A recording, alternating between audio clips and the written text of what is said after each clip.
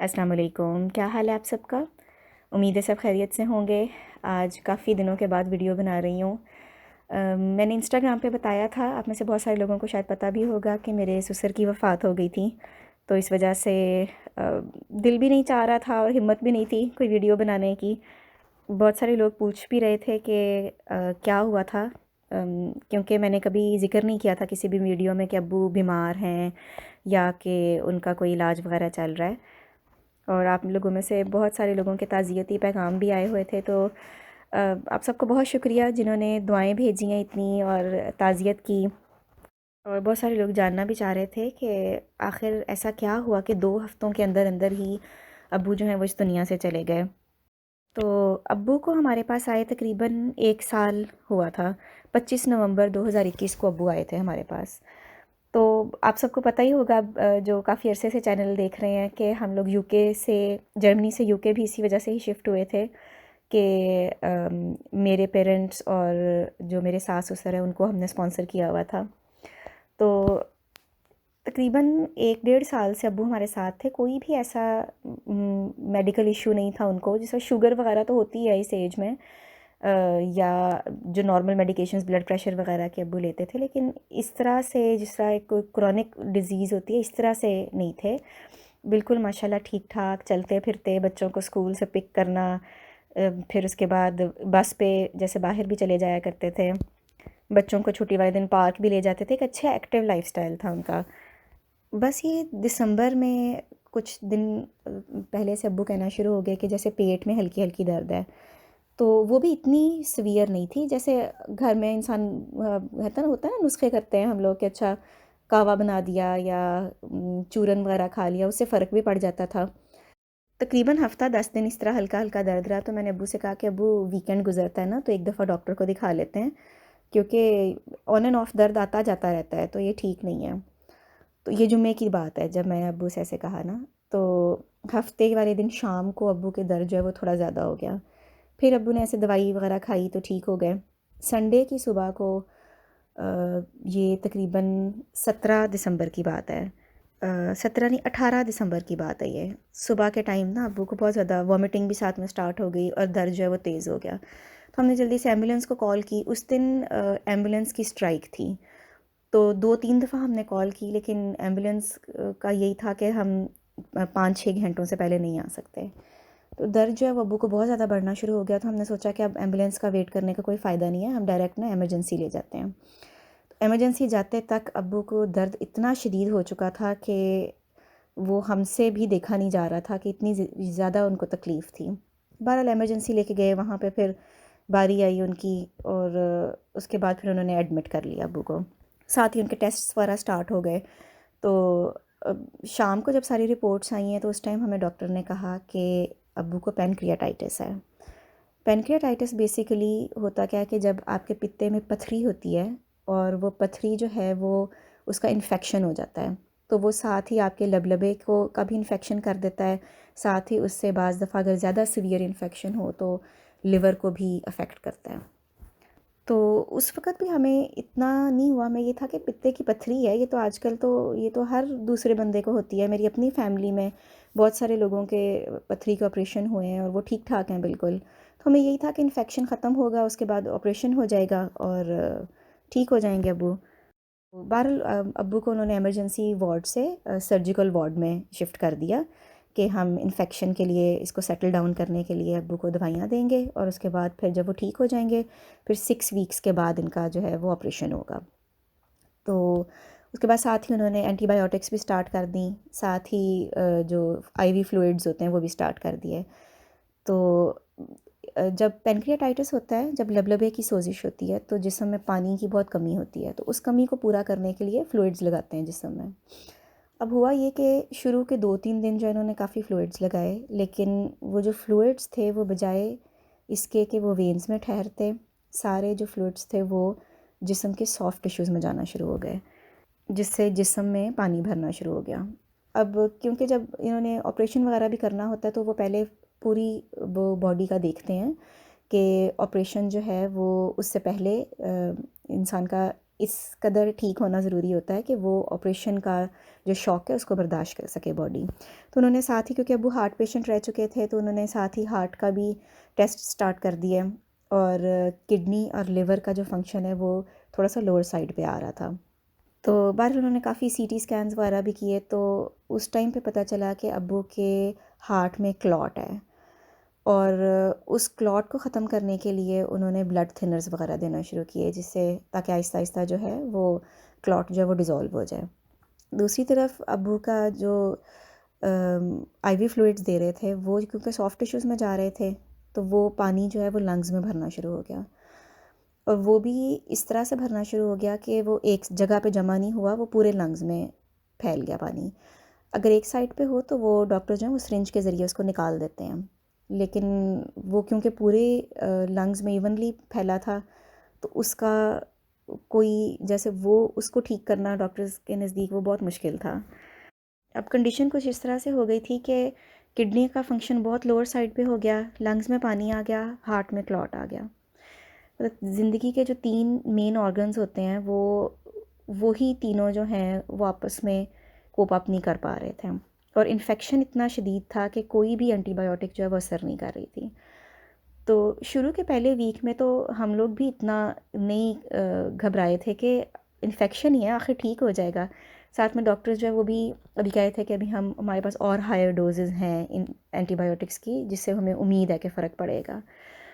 تو یہ تقریباً 25 دسمبر کی بات ہے کہ اس دن جو سرجیکل یونٹ والے جو ڈاکٹرز تھے انہوں نے ہمیں کہا کہ جتنی پاسبل میڈیکیشن ہم دے سکتے تھے ہم اس کے اینڈ کی طرف آ رہے ہیں. مطلب یہ کہ ہمارے پاس آہستہ آہستہ وہ جو علاج ہم دے سکتے تھے وہ ختم ہو رہا ہے. دوسرا یہ ہے کہ ہم نے یہ ڈیسائیڈ کیا ہے کہ اگر ان کو ہارٹ اٹیک ہوتا ہے تو اس صورت میں ہم کچھ نہیں کر سکیں گے، کیونکہ باڈی جو ہے وہ بہت ویک ہو گئی ہے. اگر ہم کوئی علاج دیں گے بھی تو باڈی جو ہے وہ اس کو کوپ اپ نہیں کر سکے گی. بس اس کے بعد پھر آہستہ آہستہ روز جیسے ہم جاتے تھے ہاسپٹل تو روز ابو کی طبیعت پہلے سے خراب ہوتی تھی. آہستہ آہستہ پھر ڈاکٹرز نے بھی کہنا شروع کر دیا کہ ہمارے پاس اب اس سے زیادہ ہم اینٹی بایوٹکس نہیں دے سکتے ان کو، نہ اس سے زیادہ ہم آئی وی فلوئڈز دے سکتے ہیں، کیونکہ اگر ہم زیادہ فلوئڈز دیتے ہیں تو لنگس پہ اثر ہوتا ہے، فلوئڈز نہیں دیتے ہیں تو کڈنی پہ اثر ہوتا ہے. تو وہ جو ایک لمحہ ہوتا ہے نا جس میں آپ کو نظر آ رہا ہوتا ہے کہ اب آگے کیا ہونا ہے، اور جیسے ریت پھسلتی ہے نا انسان کے ہاتھ سے اور انسان کچھ کر نہیں سکتا، وہ اس قدر تکلیف دہ سچویشن ہوتی ہے کہ آپ کا اپنا پیارا جو ہے وہ آپ کی آنکھوں کے سامنے سے جا رہا ہے اس دنیا سے، اور آپ کچھ بھی نہیں کر سکتے، آپ صرف بیٹھے دیکھ رہے ہو. تو یہ سب کچھ ہے، یہ بہت تکلیف دہ ہوتا ہے. اس کے بعد دن بدن ابو کی طبیعت جو ہے وہ ڈاؤن ہی ہوتی گئی ہے. اس کے بعد آکسیجن بھی لگ گئی ان کو، اور خوراک کی نالی بھی لگ گئی. پھر اس کے بعد جیسے ویژولی ہمیں نظر آتا تھا کہ اب طبیعت جو ہے وہ پہلے سے زیادہ ڈاؤن ہوتی جا رہی ہے. 31 دسمبر تک ابو کو ہوش تھا، اور ابو مجھ سے باتیں کرتے رہے، اور میں ابو کو خداحافظ کر کے رات کو جب میں واپس آئی ہوں گھر، خداحافظ کر کے ابو کو کہہ کے آئی ہوں، بتا کے آئی ہوں کہ ابو صبح نیا سال ہے، رات کو پٹاخے وغیرہ آپ کو نظر آئیں گے. تو وہ بالکل ٹھیک میری بات سمجھ رہے تھے. حالانکہ اس دن بھی تھوڑی بہت جو ہے وہ جیسے بے ہوشی سی تھی. 1 جنوری کو جب ہم گئے ہیں تو اس دن ابو جو ہے مجھے ایسے لگتا تھا جیسے غنودگی میں، لیکن ابو اس دن بے ہوشی میں تھے، اور سانس کا کافی ایشو ہو رہا تھا. اس دن ڈاکٹرز نے ہمیں صاف لفظوں میں کہا کہ ہمارے پاس جتنی بھی میڈیکیشن تھی جو ہم کر سکتے تھے وہ ہم نے کر دیا، اب ہمارے پاس اور کوئی میڈیکیشن ہے نہیں ان کو دینے کے لیے. اور اس دن ہمیں ڈاکٹرز نے کہا کہ آپ اس بارے میں سوچیں کہ آپ اپنے پیشنٹ کو اینڈ آف لائف کیئر میں ڈال دیں.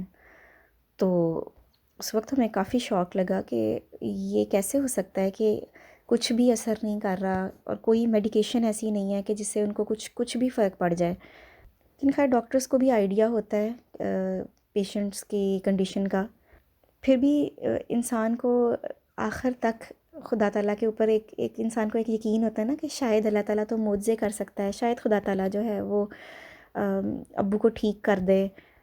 مجھے لگتا ہے ماں باپ کا رشتہ ہی ایسا ہے کہ انسان یہ چیز سوچنا بھی گوارا نہیں کر سکتا کہ وہ اس دنیا سے جائیں۔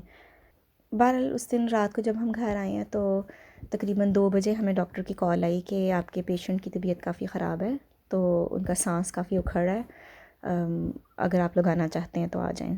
تو ہم لوگ اسی وقت پھر ہاسپٹل چلے گئے۔ اس ٹائم پہ ڈاکٹر نے کہا کہ ہمارے خیال کے مطابق ان کے پاس صرف 2-3 گھنٹے اور ہیں۔ اس وقت کڈنیز جو ہیں وہ بالکل فیل ہو چکی تھیں، اور لنگس بھی جو ہیں ان کی بھی ڈاکٹرز کہہ رہے تھے کہ کنڈیشن جو ہے وہ بہت ہی خراب ہے۔ جو سانس ان کو آ بھی رہا ہے وہ بھی سب کانشیسلی لے رہے ہیں سانس۔ اس وقت ابو کو ہوش نہیں تھا۔ وہ دن جو ہے 2 جنوری کا دن ہمارے لیے بہت ہی مشکل تھا کہ ہم ابو کے پاس بیٹھ کے تو اس وقت دعائیں وغیرہ پڑھ رہے تھے، سورۃ یاسین کی تلاوت کر رہے تھے، اور بس اس دن شام کے وقت ابو جو ہے وہ اس دنیا سے چلے گئے۔ ہم نے کبھی سوچا بھی نہیں تھا کہ 2 ہفتے کے اندر اندر اتنا کچھ ہو جائے گا۔ کہنے کو تو صرف پتے کی پتھری تھی، اس کا انفیکشن تھا، لیکن وہ اتنا زیادہ سیویئر تھا کہ اس نے پوری جو باڈی تھی اس کو اپنے لپیٹ میں لے لیا۔ تو ہمیں ڈاکٹرز نے یہ ایکسپلین کیا کہ جو پتے کی پتھری کا جو انفیکشن ہوتا ہے وہ اگر ینگ ایج میں ہو تو باڈی جو ہے وہ اس کو کور کر لیتی ہے۔ اگر 50 سال سے اوپر کسی کے ایج گروپ کے بندے کو ہو پتے کی پتھری کا جو انفیکشن ہوتا ہے وہ ڈینجرس ہو سکتا ہے، اور جو 70 پلس ہوں آپ اس کا خود ہی اندازہ لگا سکتے ہیں کہ باڈی جو ہے وہ کتنا مشکل ہوتا ہے اس کے لیے اس انفیکشن کو فائٹ کرنا۔ اس لیے اگر پتے کی پتھری جو ہے وہ ڈائگنوز ہو جاتی ہے، وہ آپ کو تنگ نہیں کر رہی، تو اس چیز کا ویٹ نہیں کرنا چاہیے کہ وہ انفیکشن کرے اور اس کے بعد باڈی جو ہے وہ ڈسٹریس میں جائے اور کمپلیکیشنز ہوں۔ اگر ڈاکٹرز ریکمینڈ کرتے ہیں تو اس کو ضرور نکلوا دینا چاہیے، کیونکہ ایج کے ساتھ ساتھ جو بڑے انفیکشنز ہوتے ہیں جسم میں، اس کو باڈی میں لڑنے کی اتنی طاقت نہیں رہتی۔ جب کوئی اپنا پیارا جاتا ہے نا اس دنیا سے، تو جب تک لوگ تعزیت کے لیے آتے ہیں، تدفین وغیرہ ہوتی ہے، اس وقت تک تو انسان جو ہے وہ غم اور تکلیف تو ظاہر ہے ہوتی ہے، لیکن انسان جو ہے نا وہ لوگوں کے آنے جانے میں اور اس طرح ایک تسلی میں رہتا ہے۔